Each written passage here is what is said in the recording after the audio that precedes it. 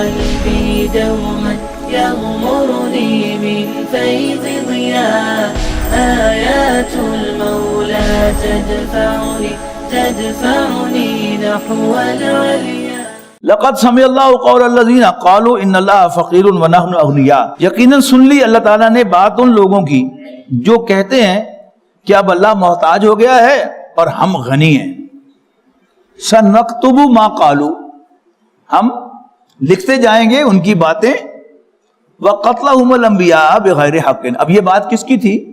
یہ یہودیوں کا قول تھا نبی اکرم صلی اللہ علیہ وسلم کے ریفرنس سے کہ پہلے اللہ تعالیٰ ہم پر بڑا مہربان تھا، اب وہ فقیر ہو گیا ہے کہ اس نے نبوت کا سلسلہ ہمارے اندر بند کر دیا ہے اور اب بنی اسماعیل کے اندر ایک رسول پیدا ہو گئے ہیں، یعنی ایک تحقیر کے انداز میں. اب اللہ تعالیٰ فقیر ہو گیا، اس کے کہا جا رہا ہے جو بکواس سے کر رہے ہیں ہم لکھ رہے ہیں اور ان کی وہ حرکتیں بھی ہمیں پوری طرح ریکارڈ کی ہوئی ہیں. وقتلہم الانبیاء بغیر حق، اور ہم لکھ رہے ہیں ان کا نبیوں کا ناحق قتل کرنا بھی. ونقول، اور قیامت کے دن ہم ان سے کہیں گے ذوقوا عذاب الحریق، چکھو دیکھتی ہوئی آگ کا مزہ. ذالک بما قدمت ایدیکم، یہ وہی ہے جو تم نے خود اپنے ہاتھوں سے آگے بھیجا تھا. وان اللہ لیس بظلام للعبید، اور اللہ تعالیٰ بندوں پر زیادتی کرنے والا نہیں ہے. الذین قالوا، وہ لوگ جنہوں نے کہا ان اللہ عہد الینا، بے شک اللہ تعالیٰ نے ہمیں حکم دیا اللہ نؤمن لرسول، کہ ہم کسی ایسے رسول کو نہ مانیں حتی یاتینا بقربان، یہاں تک کہ وہ ہمارے سامنے قربانی لائے تاکلہ النار، جسے آگ آ کر بھسم کر دے. یہ پرانی امتوں میں اللہ تعالیٰ کا دستور یہ تھا کہ اس نے ایمان کی دعوت جو ہے وہ آڈیو ویژول رکھی ہوئی تھی کہ حصی معجزوں سے اللہ تعالیٰ اپنے پیغمبروں کو سپورٹ کرتا تھا. جیسے حضرت موسیٰ علیہ السلام کا عصا حصی معجزہ ہے، حضرت صالح علیہ السلام کی اونٹنی ان آنکھوں سے نظر آنے والی شے تھی. لیکن رسول اللہ صلی اللہ علیہ وسلم سے اللہ تعالیٰ نے وہ معاملہ بدل دیا کہ اب قرآن مجید جو نازل کیا یہ انٹلیکچوئل سمجھ میں آنے والا ایک معجزہ تھا اور انسان غور کر کے دیکھتا تھا کہ یہ اللہ کا کلام ہے، اس جیسا کوئی اور کلام بنایا نہیں جا سکتا، لہذا یہ اللہ تعالیٰ ہی کا کلام ہے اور حضرت محمد صلی اللہ علیہ وسلم اللہ تعالیٰ ہی کے رسول ہیں.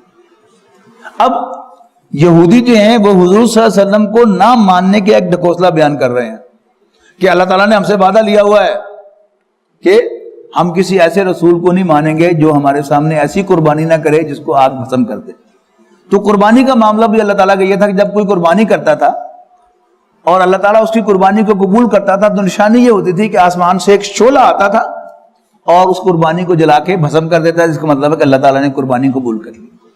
یہی معاملہ ہوا تھا حابیل و قابیل کے درمیان بھی کہ حضرت آدم علیہ السلام کے دو بیٹوں نے قربانی کی، ایک نیک آدمی تھا، متقی آدمی تھا، اس کی قربانی قبول ہو گئی. کیسے پتہ چل گیا قبول ہو گئی؟ کہ آگ نے آ کر اس کو بھسم کر دیا. اب دوسرا حاسد ہوا کہ میں تمہیں جان لے لوں گا تمہاری، بڑا بڑا پھرتا، اور اس نے اس کو قتل کر دیا. تو وہاں بھی کیسے پتہ چلا کہ وہ آسمان سے آگ آئی اس کو بھسم کر دیا؟ تو یہودیوں نے کہا کہ انہوں نے کہا کہ ان اللہ عہد الینا، اللہ تعالیٰ نے ہم سے وعدہ لیا ہوا ہے یا ہمیں حکم دیا ہوا ہے کہ اللہ نؤمن لرسول، کہ ہم کسی ایسے رسول کو نہ مانیں کہ جو ہمارے سامنے کوئی ایسی قربانی نہ کرے کہ جس کو آگ آ کر جلا دے. قل قد جاءکم رسل من قبلی بالبینات، تو تمہارے پاس میرے پیغمبر آئے تھے ایسی نشانیاں لے کر جیسے تم تقاضے کر رہے ہو، واضح نشانیاں. وبالذی قلتم، اور وہ نشانی بھی جو تم کہہ رہے ہو. فلما قتلتموہم، تو پھر بتاؤ ان کو تم نے کیوں قتل کیا تھا؟ ان کنتم صادقین، اگر سچے ہو. فَإِن كَذَّبُوكَ، پھر اگر وہ اے نبی پھر بھی تمہیں جھٹلائیں، فَقَدْ كُذِبَ رُسُلٌ مِّن قَبْلِكَ، تم سے پہلے بہت سے رسولوں کو جھٹلایا گیا، انکار کیا گیا. جاؤ بالبینات، جو واضح نشانیاں لے کر آئے، والزبر والکتاب المنیر، اور صحیفے اور روشن کتابیں لے کے آئے. قل کل نفس ذائقۃ الموت، ہر جان موت کا مزہ چکھنے والی ہے. وَإِنَّمَا تُوَفَّوْنَ أُجُورَكُمْ يَوْمَ الْقِيَامَةِ، پس دے دیے جائیں گے تم کو پورے پورے اجر تمہارے اعمال کے قیامت کے دن. فَمَنْ زُحْزِحَ عَنِ النَّارِ وَأُدْخِلَ الْجَنَّةَ، تو جو آگ سے بچا لیا گیا اور جنت میں داخل کر دیا گیا، فقط فاز، تو وہ کامیاب ہو گیا. وَمَا الْحَيَاةُ الدُّنْيَا إِلَّا مَتَاعُ الْغُرُورِ، اور دنیاوی زندگی صرف دھوکے کا ایک سامان ہے. لَتُبْلَوُنَّ فِي أَمْوَالِكُمْ وَأَنفُسِكُمْ کہ تم ضرور آزمائے جاؤ گے اپنے مالوں اور اپنی جانوں سے. وَلَا تَسْمَعُنَّ مِنَ الَّذِينَ أُوتُوا الْكِتَابَ مِنْ قَبْلِكُمْ اور تم لازماً سنو گے اہل کتاب سے بہت سی باتیں. وَمِنَ الَّذِينَ أَشْرَكُوا اور مشرکوں سے اذًا کثیرا اذیت دینے والی بہت سی باتیں. وَإِن تَصْبِرُوا وَتَتَّقُوا لیکن اگر تم ثابت قدم رہے اور اللہ سے ڈرتے رہے فَإِنَّ ذَلِكَ مِنْ عَزْمِ الْأُمُورِ تو یہ بڑی ہمت کے کاموں میں سے ہوگا. وَإِذْ أَخَذَ اللَّهُ مِيثَاقَ الَّذِينَ أُوتُوا الْكِتَابَ اور جب اللہ تعالیٰ نے پختہ عہد لیا اہل کتاب سے. کیا عہد لیا؟ لَتُبَيِّنُنَّهُ لِلنَّاسِ وَلَا تَكْتُمُونَهُ کہ تم کتاب جو تمہارے پاس ہے اس کو ضرور بیان کرو گے، واضح کرو گے لوگوں کے سامنے، اور وَلَا تَكْتُمُونَهُ اور اس کو چھپاؤ گے نہیں. فَنَبَذُوهُ وَرَاءَ ظُهُورِهِمْ لیکن انہوں نے اس عہد کو پس پشت ڈال دیا. وَاشْتَرَوْا بِهِ ثَمَنًا قَلِيلًا اور ان آیات کے عوض بڑی تھوڑی قیمت وصول کی، اور دنیا جہان کی قیمت بھی کسی آیت کے مقابلے میں تھوڑی ہے. فَبِئْسَ مَا يَشْتَرُونَ تو بہت برا سودا انہوں نے کیا. لَا تَحْسَبَنَّ الَّذِينَ يَفْرَحُونَ بِمَا أَتَوْا وَيُحِبُّونَ أَن يُحْمَدُوا بِمَا لَمْ يَفْعَلُوا ہرگز خیال نہ کرنا تم کہ وہ لوگ جو اتراتے ہیں اپنی کرتوتوں پر اور چاہتے ہیں کہ ان کی تعریف کی جائے ان کاموں میں بھی جو انہوں نے کیا ہی نہ ہو. یہ بھی بہت عام فیشن ہے آج کل کا. فَلَا تَحْسَبَنَّهُمْ بِمَفَازَةٍ مِّنَ الْعَذَابِ تو یہ نہ سمجھنا ان کے بارے میں کہ وہ آگ سے بچ جائیں گے، آگ کے عذاب سے بچ جائیں گے. وَلَهُمْ یعنی یہ ان کی چیزیں کہ ان کی تعریف بہت ہو رہی ہے، کام انہوں نے کیا کچھ نہیں، تو شاید آخرت میں بھی وہ کاؤنٹ ہوگے کہیں نہیں. یہ خیال نہ کریں. وَلَهُمْ عَذَابٌ عَلِيمٌ ان کے لیے دردناک عذاب ہے. وَلِلَّهِ مُلْكُ السَّمَاوَاتِ وَالْأَرْضِ اور آسمانوں اور زمین کی بادشاہی تو اللہ تعالیٰ ہی کی ہے. حضرت عائشہ رضی اللہ تعالیٰ عنہ کے پاس کچھ صحابی حاضر ہوئے، بلکہ ایک صحابی حاضر ہوئے جن کی کچھ رشتہ داری بھی تھی ان کے ساتھ حضور صلی اللہ علیہ وسلم کے وصال کے بعد، اور پوچھا کہ اماں کوئی حضور صلی اللہ علیہ وسلم کی زندگی کا خاص واقعہ بتاؤ. تو حضرت عائشہ رضی اللہ تعالیٰ نے فرمایا کہ حضور صلی اللہ علیہ وسلم کی ساری زندگی خاص تھی، بڑی اسپیشل تھی. بہرحال تم تقاضا کر رہے ہو تو تمہیں بتاتی ہوں کہ ایک مرتبہ رسول اللہ صلی اللہ علیہ وسلم کی باری میرے ہاں قیام کرنے کی تھی. آپ تھوڑی دیر کے لیے لیٹے تو آپ نے مجھے کہا کہ عائشہ اگر تم مجھے اجازت دو تو میں آج رات بھر قیام کرنا چاہتا ہوں، نماز پڑھنا چاہتا ہوں تہجد کی. تو حضرت عائشہ فرماتی ہیں کہ میں نے عرض کی کہ اللہ کے رسول مجھے آپ کا قرب بہت پسند ہے اور یہ بھی پسند ہے کہ آپ اللہ تعالیٰ کی عبادت کریں، تو گو ایٹ. تو آپ کھڑے ہوئے وضو فرما کر نماز پڑھنے کے لیے، اور آپ پر گریہ طاری رہا، یعنی آپ بہت روئے نماز کے اندر، یہاں تک کہ آپ کی داڑھی مبارک تر ہو گئی. پھر آپ نے طویل سجدہ کیا اور سجدے کے اندر بھی روتے رہے. زمین آپ کی آنسوں سے پھر تر ہو گئی، اور اس کے بعد پھر آ کر اپنی دائیں کروٹ حسب معمول لیٹ گئے تکیے کے اوپر، اور اس وقت بھی آپ روتے رہے یہاں تک کہ تکیہ مبارک جو تھا وہ بھی آپ کے مبارک آنسوں سے تر ہو گئے. اس کے بعد فجر کا وقت ہوا، حضرت بلال اذان دے کر آپ کو بتانے کے لیے آئے کہ جی نمازی آ گئے ہیں تو آپ تشریف لے آئیں. تو انہوں نے جب آپ کی یہ حالت دیکھی کہ اللہ کے رسول یہ کیا آپ رو رہے ہیں، بہت زیادہ خیریت ہے؟ تو آپ نے فرمایا کہ آج مجھ پر یہ آیات نازل ہوئی ہیں تو میری یہ کیفیت کیوں نہ ہو. تو یہ آخری رکوع جو ہے، یہ اس کی شان نزول جو ہے اس روایت کے مطابق یہی ہے. اب یہ آیات جو ہیں وہ کیونکہ ہم عربی پڑھ بھی لیں تو عربی کی فصاحت و بلاغت جو ہے اس میں ہم ان نہیں ہوتے. میں اپنی بات کر رہا ہوں. تو ایک دفعہ فنچلے ماسک لندن میں نے نماز پڑھائی تو میں نے یہ آیت تلاوت کی. تو بعد میں ایک عربی مجھے کہتا ہے کہ یہ آیات کس جگہ کی ہیں، یعنی اس عرب نے جو ان آیات کے اندر جو عربیت تھی یا جو ان میں حسن تھا وہ اپریشیٹ کیا. ہم تو صرف ترجمہ ہی پڑھتے ہیں نا. تو آیات کیا ہیں؟ فرمایا اعوذ باللہ من الشیطان الرجیم ان فی خلق السماوات والارض واختلاف اللیل والنہار لآیات لأولی الالباب. قرآن مجید میں جا بجا اللہ تعالیٰ کی نشانیوں کا تذکرہ ہے. سورہ انعام میں، پھر سورۃ روم میں بہت زیادہ ہیں. اس میں سورۃ رحمان میں ہیں، سورۃ واقعہ میں ہیں، اور جا بجا پھیلی ہوئی ہیں، بہت سی آیات ہم پڑھ آئے ہیں، اور پھر آگے آنے والی مکی صورتوں میں کثرت کے ساتھ آیات کا تذکرہ ہوتا ہے۔ ان سب کا خلاصہ اس ایک آیت میں بیان کیا گیا ہے کہ یقیناً آسمان اور زمین کی تخلیق، رات اور دن کے آگے پیچھے آنے میں اولو الالباب کے لیے، الباب والوں کے لیے نشانیاں ہیں۔ اب یہ الباب کیا ہے؟ ایک رائے تو یہ ہے کہ یہ لب لباب سے بنا ہے، یعنی جو انسانیت کا لب لباب ہیں، موسٹ سینسیبل پیپل، ان کے لیے نشانیاں ہیں۔ پھر الباب کا ایک ترجمہ جو دل ہے، یعنی وہ لوگ کہ جو صاف دل رکھنے کے مالک ہیں، جنہوں نے اللہ تعالیٰ نے جو صاف ستھرا شیشہ دل عطا کیا تھا، اس کے اوپر کوئی میل نہیں آنے دی، کوئی دھول نہیں آنے دی، وہ ان آیات کو اپریشیٹ کرتے ہیں۔ اور پھر یہی مضمون جو ہے پھر سورہ نور کے 5ویں رکوع میں، آیات نور کے اندر آیا ہے، وہ سارا کا سارا مضمون جو ہے وہ اسی کی وضاحت ہے کہ وہ لوگ جن کا دل صاف ہوتا ہے وہ تو اللہ تعالیٰ کی نشانیوں کو اپریشیٹ کر کے فوراً قبول کرتے ہیں، ان کے سامنے سبمٹ کرتے ہیں، اور جن کا دل میلا بلکہ اتنا گندا ہوتا ہے کہ اس میں سے روشنی نہیں گزر سکتی، تو پھر وہ ان آیات کو اپریشیٹ نہیں کر سکتے۔ تو ان فی خلق السماوات والارض واختلاف اللیل والنہار لآیات لأولی الالباب، بے شک آسمانوں اور زمین کے تخلیق اور رات اور دن کے آگے پیچھے آنے میں بڑی نشانیاں ہیں۔ کس کے لیے؟ لأولی الالباب، دل والوں کے لیے یا سینسیبل لوگوں کے لیے۔ اب یہاں پر آگے اس کا پروسیس بیان ہو رہا ہے۔ پہلے ایمان کا پروسیس، سب سے پہلے انسان اللہ تعالیٰ کو مانتا اور پہچانتا ہے۔ یہ ذہن میں رکھیے گا کہ یہ ان لوگوں کے ایمان کا سفر ہے کہ جو ہماری طرح خوش قسمت نہیں ہے، جو مسلمان گھرانوں میں پیدا ہو گئے اور آنکھ کھولتے ہی انہوں نے ایمان کے مظاہر کو دیکھنا شروع کر دیا۔ انہوں نے اپنی ماں کو انشاءاللہ ماشاءاللہ کہتے ہوئے سنا، کسی مصیبت پر، پریشانی پر، تکلیف پر، کسی چیز کے گم ہونے پر اور چلے جانے پر انا للہ کہتے ہوئے سنا، نماز پڑھتے دیکھا، قرآن مجید پڑھتے دیکھا، رمضان کے روزے رکھتے دیکھا، حج کرتے دیکھا۔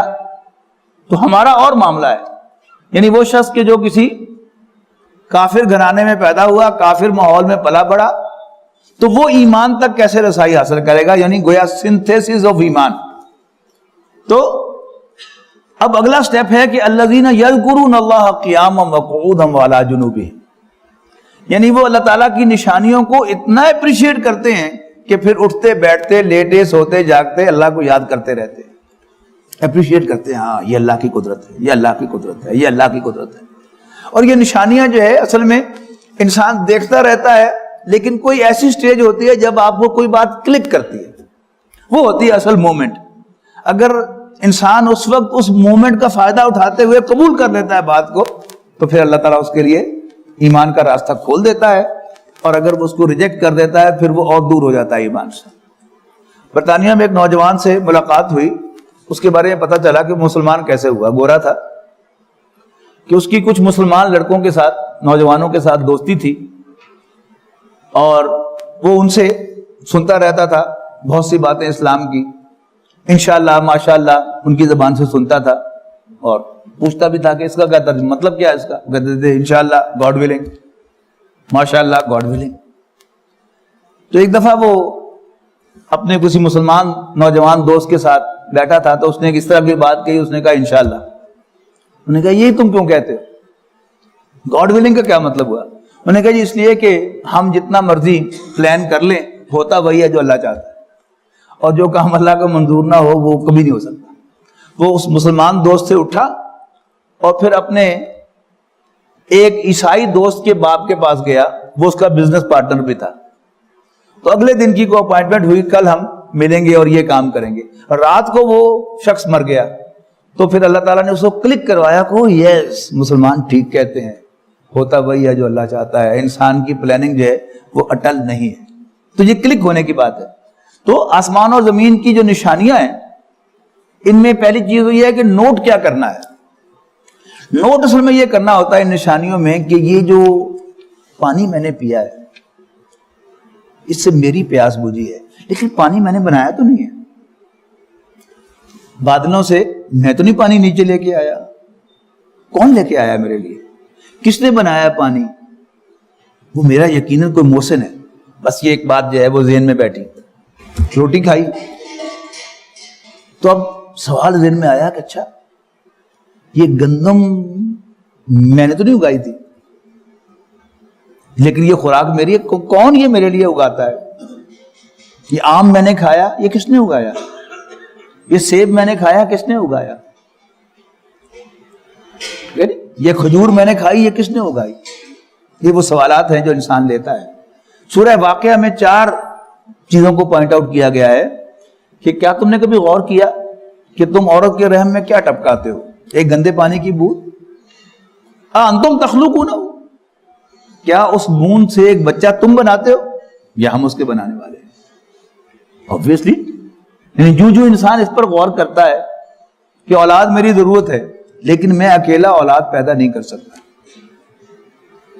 اب کوئی ایتھسٹ جو ہے وہ کیا پوائنٹ آف ویو پیش کرتا ہے کہ یہ آل بائی ایکسیڈنٹ ہے, جس کا وہ خلاصہ نکالا علامہ اقبال نے ابلیس کی مجلس شورا کے پہلے شعر میں ابلیس کی زبان سے, یہ عناصر کا پرانا کھیل, یہ دنیا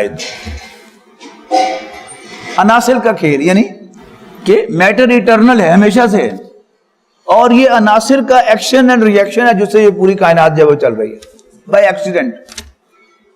لیکن آپ نے کبھی کوئی ایسا ایکسیڈنٹ دیکھا جس میں کوئی کنسٹرکشن ہوئی؟ کبھی ہوا ایسا کہ 2 گاڑیاں ٹکرائیں اور ایک اچھی سی گاڑی بن جائے, دونوں کے اچھے اچھے پرزے مل کے؟ کبھی ایسا نہیں ہوا. Accidents always cause destruction. اور جب بھی کوئی کنسٹرکٹیو ورک ہو تو اس کے لیے کسی پرسونیفائڈ بینگ کا ہونا ضروری ہے. یعنی اگر ویسے ہی ہیبیزر موومنٹ ہوگی تو گند ہی مچے گا, لیکن جب کوئی شخص کوئی خاتون چھاج کو یوں ہلاتی تھی تو وہ روڈ ایک طرف ہو جاتے تھے اور گندم کے دانے ایک طرف ہو جاتے تھے. جب پرسن پیچھے ہو تو ایتھیسٹ یا ملحد کا خیال یہ ہے کہ یہ کائنات بائی ایکسیڈنٹ بنی ہے. آپ اس سے پوچھیں کہ بھائی مجھے کوئی ایسا ایکسیڈنٹ دکھاؤ کہ جس میں کوئی کام ہوا ہو. ہمیشہ ڈسٹرکشن جو ہے وہ ایکسیڈنٹ سے ہوتی ہے, تو پھر وہ آپ کے آگے ہوگا, آپ اس کے پیچھے ہوں گے. یہ ایکسیڈنٹ نہیں ہے. اللہ تعالیٰ نے عورت کو تخلیق کیا ہے میرے نطفے کو پروسیس کرنے کے لیے. اپریشیٹ کیجئے اس کو.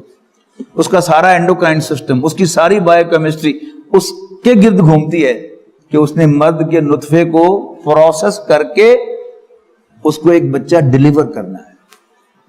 تو can it be an accident? No, it can not be an accident. یہ ہے نقطہ جو اپریشیٹ کرنے کا. پھر جو ہمارا علم آگے بڑھتا ہے تو ہمیں بڑی باتوں کو پتہ چلتا ہے. اگر آپ کے ذہن میں ہو, آپ بارش کا جو پروسیس ہے, پاکستان میں بارش, انڈیا میں بارش, اس کو آج تک ہم نے کیا سمجھا ہے؟ خلیج بنگال سے بخارات اٹھتے ہیں اور وہ کومالیا سے جا کر ٹکراتے ہیں اور پھر وہاں سے واپس آتے ہیں تو پھر بارش برستی ہے. میاں افضل صاحب وہ ایک ملک میں مینیجر ہیں, تو انہوں نے ماسٹرز کیا تھا چٹنگانگ یونیورسٹی سے بنگلہ دیش بننے سے پہلے. تو انہوں نے بتایا کہ وہاں ان کے کسی یعنی فیکلٹی ممبر نے یونیورسٹی کے ایک پیپر لکھا تھا اس وقت کہ ہر سال جو وہ جگہ ہے جہاں سے وہ بخارات اٹھتے ہیں وہ چند فٹ جو ہے وہ شفٹ ہوتی ہے, اور 50 سال کے بعد مغربی پاکستان میں بارشیں زیادہ ہوا کریں گی اور بنگلہ دیش میں یعنی ایسٹ پاکستان میں کم ہوا کریں گی, اور ایسا ہی ہے. تو یہ کوئی ایکسیڈنٹ ہے؟ تو یہ سب نظام ہے. یعنی مجھے پانی پلانے کے لیے اللہ تعالیٰ نے یہ کتنا لمبا چوڑا بندوبست کیا ہوا ہے. So it can not be an accident. پھر فرمایا کہ یہ جو تم بوتے کیا ہو, کبھی غور کیا؟ ایک چھوٹا سا دانہ زمین میں بو دیتے ہو, اگاتے اس کو تم ہو یا ہم اس کے اگانے والے ہیں؟ لیکن ضرورت کس کی ہے؟ وہ میری ہے.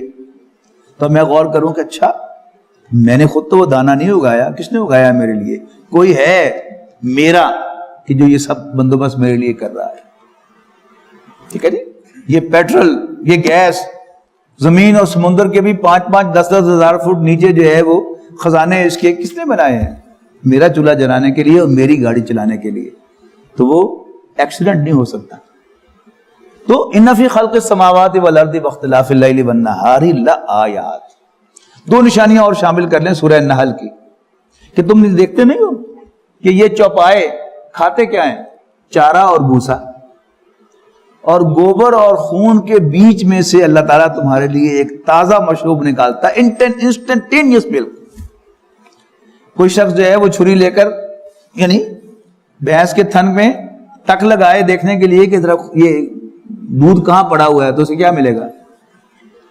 خون ملے گا. ڈھونڈتا ڈھونڈتا ڈیپ چلا جائے تو گوبر تک پہنچ جائے گا لیکن دودھ نہیں ملے گا. یہ خون اللہ تعالیٰ نے کیا چیز بنائی ہے؟ یہ ہر سیل تک آکسیجن بھی پہنچاتا ہے اور ہر سیل سے کاربن ڈائی آکسائڈ بھی لے کے آتا ہے. یہ نیوٹریشن بھی ہے اور تمام غدودوں کا را مٹیریل بھی. یعنی جس غدود میں سے یہ خون گزرتا جاتا ہے وہ عضو اپنے حصے کا کام اس میں سے نکالتا چلا جاتا ہے، لیکن خون رہتا پھر ویسا کا ویسا ہے. یعنی وہ جو میرے تھوک کے غدود ہیں ان میں سے گزرتا ہے تو وہ تھوک نکال لیتے ہیں، اس میں سے گردوں میں سے گزرتا ہے تو اس میں سے پیشاب نکال لیتے ہیں، وہ آنکھوں میں سے گزرتا ہے آنسو والے گلینڈ میں سے وہ آنسو نکال لیتے ہیں، لیکن خون پھر ویسا کا ویسے ہی. تو یہ کیا ہے؟ یہ ایکسیڈنٹ نہیں ہے. تو اللہ تعالیٰ کو پہچاننا اور پھر اللہ تعالیٰ کو یاد رکھنا کھڑے بیٹھے لیٹے، اور پھر اس کائنات پر غور و فکر کرنا کہ اچھا یہ سب کچھ میرے لیے کام کر رہا ہے. یہ سورج یہ بھی میرا خادم ہے، چاند بھی میرا خادم ہے، نہ میں چاند کا بنانے والا نہ میں سورج کا بنانے والا. یہ ہوائیں بھی میری خادم ہیں، یہ موسم جو ہے یہ بھی میرے خادم ہیں، لیکن میں ان میں سے کوئی چیز کا بنانے والا نہیں. پھر میں کس کے لیے ہوں؟ یہ سب کچھ تو میرے لیے ہے، پھر میں کس کے لیے ہوں؟ یہ ہے اصل سوال جس پہ بات آگے بڑھتی ہے کہ الذین یذکرون اللہ قیاما وقعودا وعلی جنوبہم، جو کھڑے بیٹھے اور لیٹے اللہ تعالیٰ کو یاد رکھتے ہیں اور اس کائنات کی تخلیق پر غور و فکر کرتے ہیں اور پکار اٹھتے ہیں کہ ربنا ما خلقت ھذا باطلا، اے ہمارے رب تو نے یہ سب کچھ بیکار پیدا نہیں کیا، سبحانک تو اس سے پاک ہے، فقنا عذاب النار پس ہمیں آگ کے عذاب سے بچا. یعنی معلوم ہوتا ہے کہ یہ سب کچھ تو میرے لیے بنا ہے، میں کس کے لیے بنا ہوں؟ اپنے اندر جھانکتا ہے تو معلوم ہوتا ہے کہ اندر ایک نظام بنایا ہے اللہ تعالیٰ نے خیر اور شر کا. وہ بتاتا ہے کہ جھوٹ نہیں بولنا چاہیے، چیٹ نہیں کرنا چاہیے، لیکن میں چیٹ کرتا ہوں تو مجھے فائدہ ہوتا ہے، جھوٹ بولتا ہوں تو بھی فائدہ ہوتا ہے.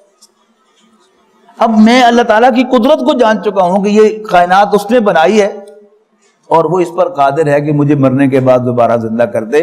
اس زندگی میں تو مجھے اپنے اعمال کا بدلہ نہیں ملتا، نہ اچھا نہ برا. اللہ تعالیٰ قادر ہے، وہ ضرور مجھے دوبارہ زندہ کرے گا اور مجھ سے حساب لے گا. لہذا اے اللہ مجھے جہنم کے عذاب سے، آگ کے عذاب سے بچانا. کیوں؟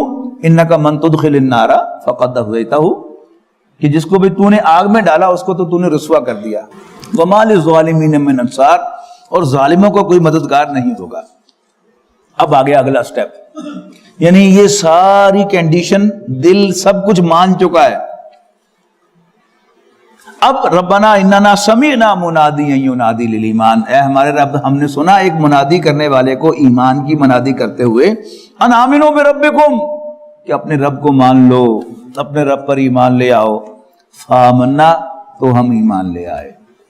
یعنی جو اپنے ذہنی سفر سے ایمان کے دروازے پر پہنچا ہوا ہوتا ہے، جب نبی اسے پکارتا ہے ایمان کی دعوت دیتا ہے تو پھر he takes no time to accept.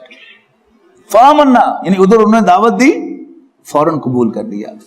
یعنی حضرت ابوبکر کی جو تصویر رسول اللہ صلی اللہ علیہ وسلم نے کھینچی ہے وہ کیا ہے کہ کوئی شخص ایسا نہیں جس کے سامنے میں نے اپنی دعوت رکھی ہو اور اس نے ماننے میں کچھ دیر نہ کی ہو، سوائے ابو بکر کے کہ ادھر میں نے اس کے سامنے دعوت رکھی، جھٹ اس نے قبول کر لیا اور مجھے اللہ کا رسول مان لیا.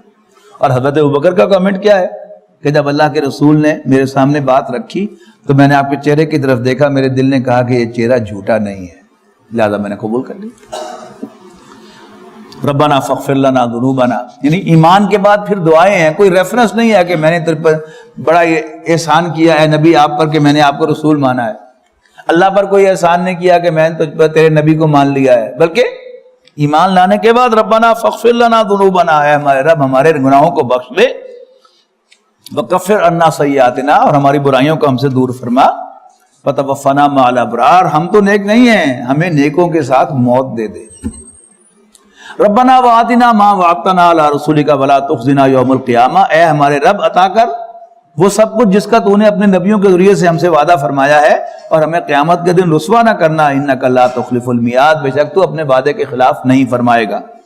فاستجاب لهم ربهم، اب اللہ تعالیٰ ان کی تعریفیں کرے گا، وہ تو اپنے گناہوں کی معافی کی درخواست پیش کر رہے، اب اللہ تعالیٰ ان کی نیکیوں کا تذکرہ کرے گا۔ فاستجاب لهم ربهم، تو ان کے رب نے ان کی پکار سن لی، انی لا اضیع عمل عامل منکم من ذکر او انثی، بے شک میں تو کسی بھی عمل کرنے والے کا عمل کو ضائع کرنے والا نہیں ہوں تم میں سے، من ذکر او انثی، خواہ مرد ہو یا عورت، بعضکم من بعض، تم ایک دوسرے میں سے ہو، مرد کسی ماں کا بیٹا ہے اور عورت کسی باپ کی بیٹی، تو بعضکم من بعض۔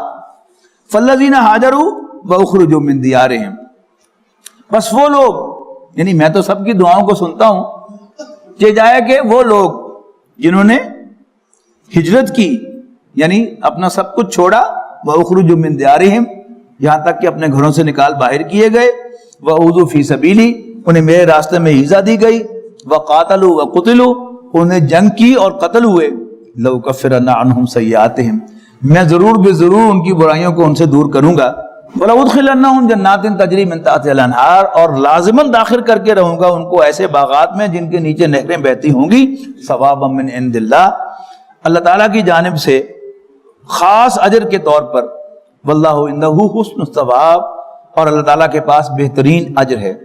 لا یغرنک تقلب الذین کفروا فی البلاد، اے نبی کافروں کا شہروں میں چلنا پھرنا عیش کے ساتھ ان چیکڈ، یہ آپ کو دھوکے میں نہ ڈالے، یعنی یہ اصل میں رسول اللہ صلی اللہ علیہ وسلم کے لیے تو نہیں، میرے اور آپ کے لیے دھوکا ہوتا ہے۔ علامہ اقبال کی نظم شکوہ جو ہے وہ اصل میں اسی کی ترجمانی ہے، رحمتیں ہیں تیری اغیار کے کاشانوں پر، برق گرتی ہے تو بیچارے مسلمانوں پر، کوئی کافر ہو تو اس کو ملے حور و قصور، اور مومن کو فقط وعدہ حور، ٹھیک ہے نا، یہی لا یغرنک تقلب الذین کفروا فی البلاد، کافروں کی شہروں میں چلت پھرت تمہیں دھوکے میں نہ ڈالے کہ شاید وہ اللہ تعالیٰ کے پسندیدہ لوگ ہیں، نو متاع قلیل، یہ دنیا کا تھوڑا سا فائدہ ہے، ثم مأواہم جہنم، پھر ان کا ٹھکانہ جہنم ہے، وبئس المہاد، اور وہ بہت برا ٹھکانہ ہے۔ لیکن الذین اتقوا ربہم لہم جنات تجری من تحتہا الانہار خالدین فیہا، لیکن وہ لوگ جو اپنے رب سے ڈرتے رہے ان کے لیے ایسی جنتیں ہیں کہ جن کے نیچے نہریں بہتی ہوں گی، خالدین فیہا، ہمیشہ ہمیشہ ان میں رہنے کے لیے، نزلا من عند اللہ، یہ ابتدائی مہمان نوازی ہوگی خاص اللہ تعالیٰ کے پاس سے، وما عند اللہ خیر للابرار، اور جو کچھ بھی اللہ تعالیٰ کے پاس ہے وہ نیکوکاروں کے لیے بہت عمدہ ہے۔ وَإِنَّ مِنْ أَهْلِ الْكِتَابِ لَمَن يُؤْمِنُ بِاللَّهِ وَمَا أُنزِلَ إِلَيْكُمْ، اور یقیناً اہل کتاب میں سے کچھ ایسے لوگ بھی ہیں جو ایمان رکھتے ہیں اس اللہ پر اور اس پر جو نازل کیا گیا تمہاری طرف، وما انزل الیہم، اور جو نازل کیا گیا ان کی طرف، خاشعین للہ، اللہ تعالیٰ سے ڈرتے ہوئے، لا یشترون بآیات اللہ ثمنا قلیلا، اور اللہ تعالیٰ کی آیات کی گھٹیا قیمت وصول نہیں کرتے، اولئک لہم اجرہم عند ربہم، یہ وہ لوگ ہیں کہ جن کے اجر ان کے رب کے پاس محفوظ ہیں۔ ان اللہ سریع الحساب، بے شک اللہ تعالیٰ جلد حساب چکانے والا ہے۔ یا ایھا الذین آمنوا اصبروا وصابروا ورابطوا، اے ایمان والو ثابت قدم رہو اور مقابلے میں پامردی دکھاؤ، ورابطوا، اس کے دونوں ترجمے ہو سکتے ہیں، اللہ تعالیٰ کے ساتھ جڑے رہو بھی، اور رباط الخیل آگے جا کے آئے گا سورۃ انفال کے اندر، کہ تیاری کر کے رکھو، ورابطوا، اور مستعد رہو، واتقوا اللہ، اور اللہ سے ڈرتے رہو، لعلکم تفلحون، تاکہ تم فلاح پاؤ۔ بارک اللہ لی ولکم فی القرآن العظیم ونفعنی وإیاکم بالآیات والذکر الحکیم۔